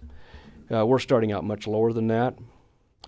And currently, I'm just outlining this just to show you the movement that's going on within the department. Sheriff, what's the comparable to Tooele's 19? We start out at 1656, I think. Is that correct? Yes. And those are all post-certified? Oh, yeah. Nope, you're doing great. Okay. Those are all post-certified? Pardon me? As post-certification required? Yes. Right now we have 4 deputies starting in the academy on April 23rd. One of those we already employ. He's on the he's in our medical division. The other 3 are backfilling open positions currently within corrections. We have exhausted our current corrections hiring roster. We opened another one on February 22nd, and it closes April 9th. So far, we've only had 2 applicants apply for this roster. If any more than 2 deputies listed above leave in the near future, we will not have enough people to backfill those open positions. Overtime costs are going to increase substantially, and employees are going to get burned out working overtime shifts to cover minimum staffing levels. As it looks right now, work crew deputy will be suspended. The work crew will be suspended until we can recover from staffing deficiencies. Training costs will increase and continue to increase, and we lose that training investment that we have with our deputies when they leave us to go to another agency. We put a lot of money into training them. The other agency benefits from it. And then we get to patrol retention issues. Deputy A is deploying this month for an extended military deployment. Deputy B and C are retiring in October and September. Deputy D is testing locally for a higher paying law enforcement position. Deputy E testing for a higher paying highway patrol position, same with Deputy F. Deputy G testing for a higher paying law enforcement job in Washington County, and same with Deputy H. A trend now within law enforcement is surrounding and local law enforcement agencies are increasing their starting salaries, offering large sign-on bonuses, and contributing to their retirement in an effort to attract new and experienced peace officers to their agencies. Currently, we have 2 deputies graduating this week from post, and we have one that's just started April 2nd to finish the LEO Academy. That just shows you that we're still deficient until we get these deputies off of field training. We just completed testing and scoring for a new hiring roster. We have only 6 viable candidates on that roster we can pull from. As you can see above, the potential for losing 8 deputies in the very near future. The roster will be expired quickly. Overtime costs, again, same as corrections, overtime costs are going to increase substantially if we lose these deputies in the near future. And deputies, we're going to get burned out again. Training costs, again, are going to increase, and we lose that training investment. So, based on that, I guess I'm here today just to fill you in on what's going on. And number 2 is, I know we're in the middle of a budget year, and it's tough to correct these issues. But it just comes down to simple as this: we're not paying enough. We're not offering any incentives to get people to apply. Number 1, to apply, as you can see with corrections, and number 2, to retain them. We're losing these deputies. We're just a training ground. I mean, they're going where the money is, And if we don't keep pace, we're going to keep losing them. We're going to keep being in this revolving door of losing good, experienced deputies that know the community, know the people, and know how to get the job done here locally and work with our constituents, our folks. So, you know the problem as well as I do. We have got to figure out a way monetarily to keep these deputies, keep the employees. And again, we're in the middle of a budget year. I know it's tough to do that, but something needs to be done, because this is alarming to know that potentially here in the near future I could be down 13 deputies. That's a mass exodus, and that creates problems. That's a public safety issue. So, any questions? We ought to have Adrian here. I think it's weird or ironic that we know all these other agencies are paying higher, and we're supposedly doing a comparable with ourselves versus the surrounding area, including Tooele and Box Elder and Millard and all those other counties. I'm not sure why Adrian's numbers are not showing a better reflection on where we stand compared to our competition. So I suggest that could be a discussion down the road for sure. Have Adrian's report in the next meeting, whatever day that is, and look comparable about what we're trying to compete against for officers to compete against as well as retain. Right. We need all the counties of the third class and any cities in the state that are comparable to Iron County's population of 50,000. Of course, you gentlemen and ladies don't take care of all 50,000, but no. In some regard you do. Anyway, but even definitely all the counties of the third class and comparable cities, we need that information. And Sheriff? That has another problem, because we're competing against St. George in their second class, so we better expand the field more than just third class. I mean, you have to go regionally and see what we're up against. Concerned about the There's Adrian. regional impact, including Mesquite. Adrian, Commander, your ears burning? Hey, Sheriff, do you know if Washington County has offered similar things to what St. George recently came up with? I don't. In speaking with Sheriff Pulsifer, I don't see that he's too far behind that, because of he's going to start losing personnel to the agency that's starting to do it. It's again, I'm not asking for Iron County Sheriff's Office to be the top dog paying the most. I just want to be competitive to where we are able to retain the employees we have and still recruit people. With corrections, I'm concerned. I mean, we've been open now since February 22nd, and 2 people's applied. That's a problem. That's a serious problem. 1656 starting? That's what we start at. Is that what's the case in patrol? Patrol starts out at, after they finish the academy, is it 1850? Yeah, they'll start at 1750 at field training, and then 1853 completion of that. 1750 compared to 1656. Right. At the end of post, though, they're $1 more than 18. Right. Yeah,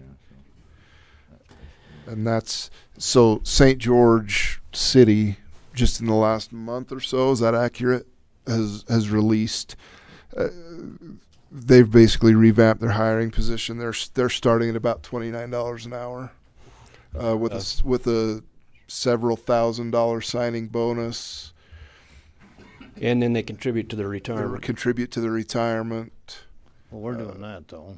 What's that? Yeah. We're doing that though. Well, no, they can they add to it. They double like what you're required to put in. They're doubling. We're doing 2.5% for law enforcement. Pretty close to that. And a lot of agencies are starting to do that, especially on the Wasatch Front, and it's just a trend, because the retirement in Utah stinks. Beyond for public safety, it's just terrible. Well, I think there's 2 other large factors. Is that we have an uptick in the economy, so there's a lot of competition in the job market, and also the fact that, and unfortunately, law enforcement is getting a bad name from people that it's just wrong that happens, because of shootings that are justified and so on. And so I think people are kind of shying away from law enforcement because of the public perception that happens wrongfully. That's true. You know, another big factor is the hit that law enforcement took as far as retirement in general. You know, a new law enforcement officer comes on, is required to work 25 years to earn 37.5%, which, I mean, it's really ridiculous to get into law enforcement these days. Well, to look forward to a retirement that's any more than Coke money, right? Is well, and here's Lieutenant Slosher just handed this to me. I know Salt Lake County they're a Class 1 county, but they're starting their corrections deputies out at $19.25 an hour. So again, I like coming to you with a solution and to a problem I've addressed with you, and the solution is just simply we've got to start paying more. We've got to start taking care of these employees and keeping what we have, because this is, again, this is alarming. I've got this many deputies on the bubble right now looking to get out of here. That puts a huge, huge strain on the existing staff and our budgets. And Cedar's getting bigger, we all know that, and we're getting a different kind of breed coming through. Corrections is getting hammered with different arrests than we're used to, so it's getting pretty scary. We can't keep that place fully staffed. We're not able just to shut the doors, you know, so. It's not the town drunk anymore coming in for sober up for the weekend. Yeah, we're getting to where we need even more officers, and right now, luckily, we have enough people that are pretty interested in overtime, but once we burn them out, I don't know what the next step would be. We're just praying that they still help, everybody steps forward and does their best to give their time away from family and, you know, their lives too, so pretty concerning. So thanks. So Aiden, what we were talking about before you came in was have you do a comparable on locally comparable. That should include Mesquite as well as St. George, and then the surrounding counties, including probably Box Elder and Tooele, Millard, all those that are somewhat comparable to our area. I think it's important to look at the Highway Patrol as well. They've they're real. They've just done a pretty major push, recruiting push as well. An experienced officer. Do you know what they start at? Just base rate? 20s. Just to let you know, one of the Cedar officers just left. He was making $22 an hour at Cedar, and he took a $10 raise by going to Highway Patrol to $32. $32 an hour. I can tell you right now, you know, it's not just our counties that are the same class counties that we're competing against. We're competing against the Wasatch Front in general. You know, I know that my brother is hiring right now at $34 an hour. Park City? In Park City. We're hiring at Pearland at 16 and some change. You know, and this is the problem. Is this all started? You're right, Commissioner Adams, that part of it has to do with the uptick in the economy, but it all started with the state changing the retirement system, because when they changed that retirement system, no one was able to recruit qualified applicants, and so the Wasatch Front's solution to that was increase the wages and take away from the rural areas that were going to have a harder time to keep up with them. And that's exactly what they've done. When you look at like West Valley City right now, West Valley City has a $10,000 signing bonus if you hire on with West Valley and agree to live in the city. Okay? So these are the types, Unified has a sign. I don't think 10,000 enough to live in West Valley City, brother. It's not, but these are the types of things that we're running into that's making it difficult for us to be able to recruit down here and have qualified applicants down here, is that we're running into this issue where these other agencies are paying so much more that we can't even to the retirement to enhance their even more.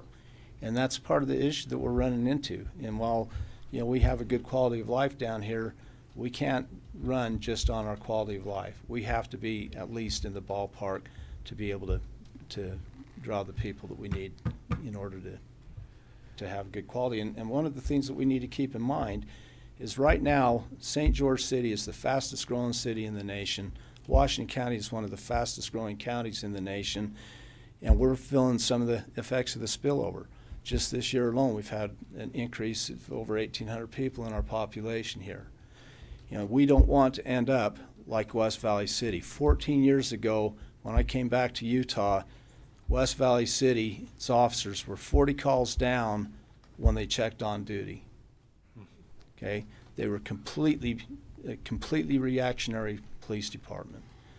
And when we start looking at rapid growth rates, that's why St. George has bumped up their wage, is so that they can continue to hire officers and continue to be a proactive police department.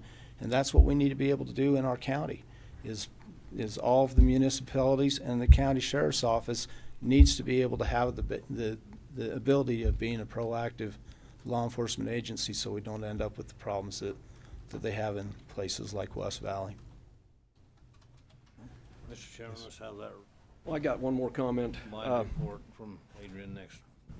If we're, you know, I appreciate you wanting to do the comparables that for entry level, but we also need to do comparables for officers or deputies that applying for us that have years of experience, so we're placing them properly into their into the range, so we can compensate them for their years. You know, more like a lateral situation. That's very important in recruiting. So I mean, you also need to look at that.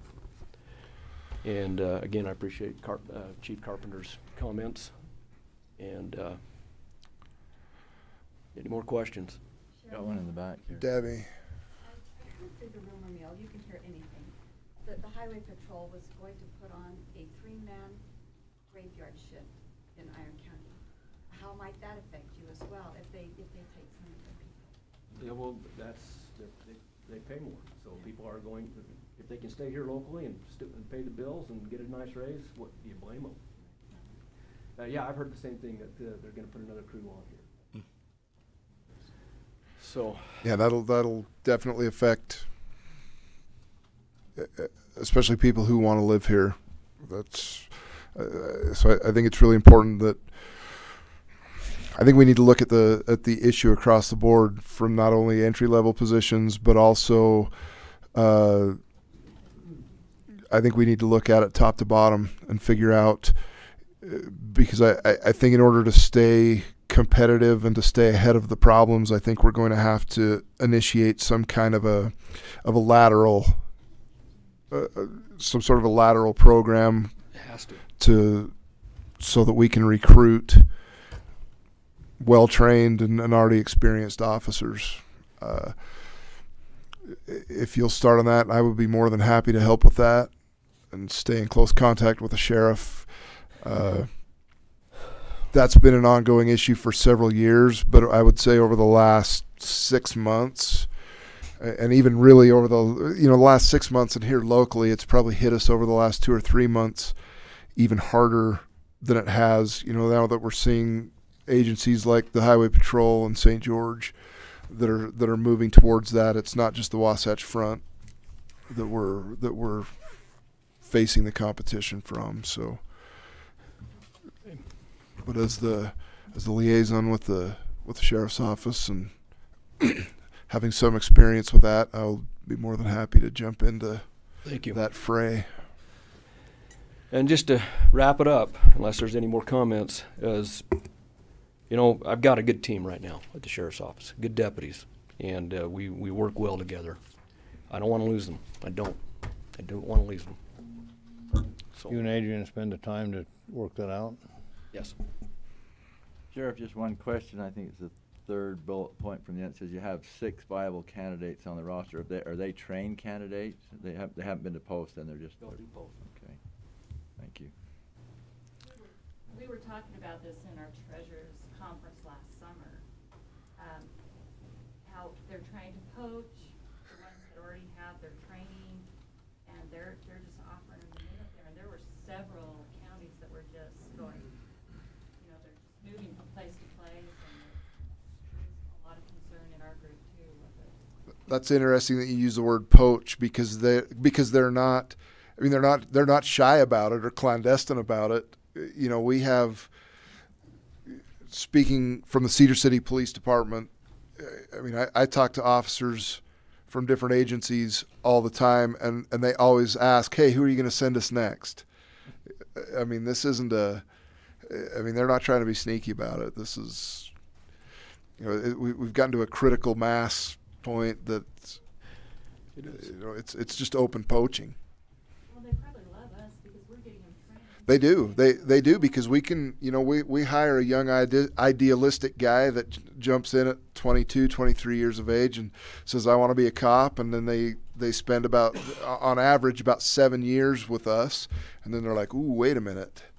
Things aren't quite as rosy as they were. Plus, we've got to look at our future and our families and stability. So, you know, that 7-year itch is a real thing in law enforcement. You hit about that 7 to 10 year mark, and that's where you see a lot of guys either leave law enforcement altogether or move on. That's a real demographic. Well, you provide a real service. There's an old bumper sticker many years ago that said, if you hate cops, next time you need help, call a hippie. We haven't got many hippies around there. Yes, sir. Also make a comment. Please. My name's David Evans. I work for Cedar City PD. But I really think that it's a matter of public safety. I was sitting in the office with a coworker not too long ago, and we're going through our roster, and I'm here, you know, representing myself, but I feel like I can tell this story today.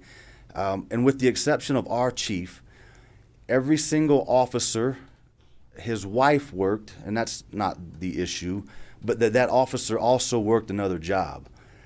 And so we're struggling, we're motivated men and women, and we want to be successful. But as far as the public safety issue goes, we need those men and women to come to work sharp-minded and fresh, and if we're working for our jobs, we're working overtime in our patrol uniforms, but then we are also you know, working another job to do the things that we like to do.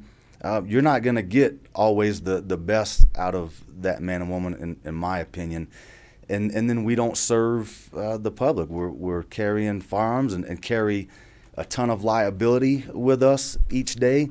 We need to have our minds checked in and ready to go, and not have that stress and fatigue, you know, because we just got done working another job.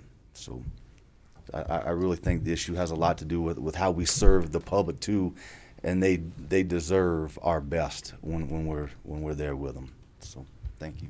Thank you. Thanks for listening to me. Thanks, Sheriff. Thank you. Sure. Move on to Adrian and personnel changes. Just a few new hires, all backfill positions. The first one is Bryce Williams. He went through the application and interview process and was selected to backfill the full-time outdoor maintenance technician for the Parks and Recreation Department. This new hire will take effect April 16th. And we also just recently backfilled a part-time assistant cook with an applicant by the name of Christine Heater. And with that being a part-time position and having an immediate need, we actually had her start on the 3rd of April, so we're hoping that's okay. Thought it would be with it just being a part-time position. And the last one was the formal approval for Corrections Deputy Eric Roman to fill a backfill or to backfill a position with Deputy Luigi Almont transferring from corrections to patrol. This is just a the step to fill that position with a new roster hire with the effective date estimated. Just want to do it for today, but there's we need to get with Lieutenant Colors to see a specific start date that might be here in the near future, but April 12th. the 12th. Okay, so we can note that on here if we want, but that's it. Just have those three. Okay, Mr. Chairman, I move approval of new hire in the Parks and Recreation Department of Bryce Williams as a full-time outdoor maintenance worker effective April 16th, which is a backfill of a vacant position. Council on Aging Department, approval of new hire Christine Heder as part-time assistant cook, which is effective actually 4/3/2018, backfill of a vacant position. Corrections Department, approval of new hire Eric Roman to fill corrections deputy position with the effective date of 4/12. This is a backfill of the position opening caused by Luigi Almont's recent transfer to patrol deputy position. That's my motion. Motion. There's a motion and seconded. All in favor? Aye. Aye. It is approved.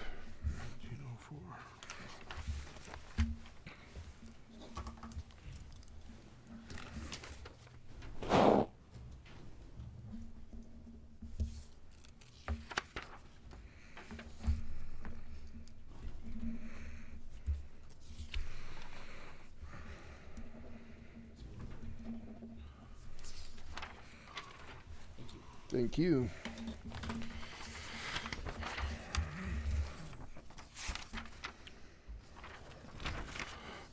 Non-delegated items. And there's a possibility this could have been our last prairie dog Nothing but That'd be something. approval from Jessica today. That'd be something. Anything on boards?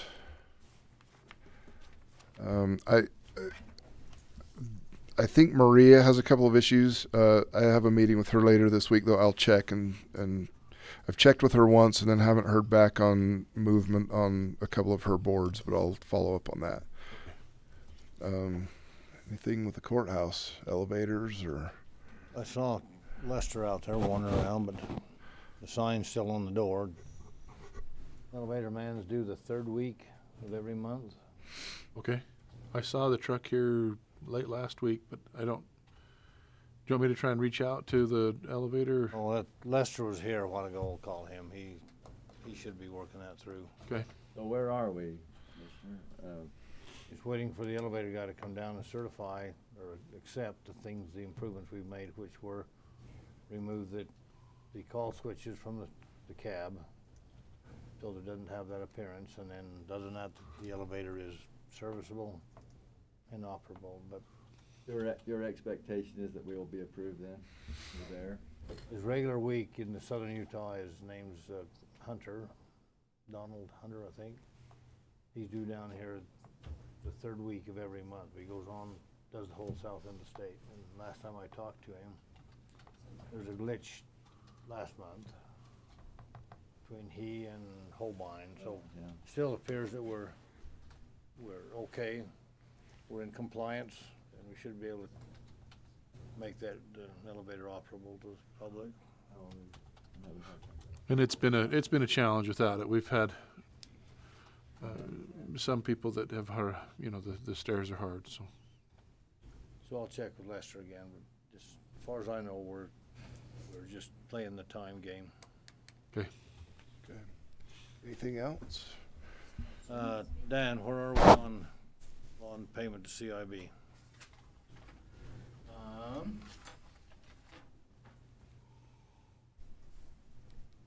We haven't done it. Nicole and I were going to double check to see if we could pay them without. What we were going to do is see if we could pull down the retainage money and just not pay the retainage check until we've held that. In other words, if we could wrap up everything with CIB on a money-wise, even if that means we haven't paid WIC their final check. In other words, we hold the money internally instead of it sitting in a special PTIF account. That's where we were at on that, right, Nicole? So That retainage is still 100.5, what is it? the retainage at, I thought it was 200 and something. It's like 163-ish. I thought it was 100.5. We don't want to pay out. That's the only leverage we have. So, but it doesn't make any sense why we can't pay off the bond just because we're holding a retainage check out a year, whatever that is. So I think we can make an argument and do that. So. So did we get the heat stabilized so the thermostats control the heat? One no back there. Nicole, are you silent? You know what, I am warm. They have bumped ours up in our room, but I think Cindy is still in the chill zone. Debbie, what about yours? Mine does okay. I'm Some good days with ours. it fluctuates 2 or 3 degrees during the day, not sure why or how. I mean, my people have not been touching it. But part of the day, it will start out maybe low, but by mid-afternoon, it seems quite high, but it has responded to us adjusting that, so I don't have any. Ours has been cozy the whole time, but Like, put the temperature you want your room to stay, so it kind of goes up and yeah, down. it fluctuates. One thing that Lester told me was if you get 4 or 5 rooms that are calling for more heat or more cool, then it'll actually kick the system more. So sometimes I'll Cindy's your whole area? walk the halls and Or north office? My whole my whole area, not just my office. Okay. I get into a zone, it could fluctuate 10 degrees and I wouldn't notice, so. But I haven't heard any complaints from my staff. People come in and say, it's freezing in here, and So Cindy, I'm looking at numbers and my have fingers no are control? blue and I can push the button all I want, but Nothing's happening? nothing happens. One day I was in there, got Zwick, what's his name? Mitch? Mitch came and he got it fixed just like that, but I don't know what's happened since then. Changed it in my office, or he went? Yeah, I don't downstairs? think you were there that day, but I went in there and everybody had their coat on, was freezing, and we were still had a little bit of construction going on. I think some of the guys working didn't want it up that high, but anyway, Mitch came in and it worked that day. So anyway, we need to talk to people. It worked that day, meaning he pushed the button, and it actually increased the temperature in the room. He pushed the button and it actually increased the temperature, but that that was a month ago or more. Need to have Lester look at that. I thought he told me that Honeywell had that adjusted so we could control it better. They did, and then when we had the power bump, it didn't readjust, and so it hasn't really worked since then again. I'll call him as soon as we get out of here, because he was here. I saw him out in the hall. Where are we on the landscaping and our outside signage? I've had a couple people complaining or calling me saying, am I at the right building? There's nothing that says this is courthouse, and I realize, yeah, and it does look kind of bad out there. He's working on the landscape, but we do not have a plan out for the sign yet. We'd asked Ned to work up a little monument sign. And I don't think he has anything scheduled for the top dressing on the entry yet, but I think he's working on the landscape, so I'll follow up on the sign, because we wanted to wait till spring, as we've already talked about, get the frost out of the ground, but we don't have anything out for proposal for the sign at this moment. What about a temporary sign until we get that done? Not to hold it. Let's slow get the things old up. Let's get the old signs back up on top. Oh, let's not get do those that. letters up on top. No, that needs to happen, Cindy. We need to identify this. We ought to be proud of it. Yeah. Okay, we'll follow up on that. Anything else? Okay, now we'll be adjourned. Okay. If that's.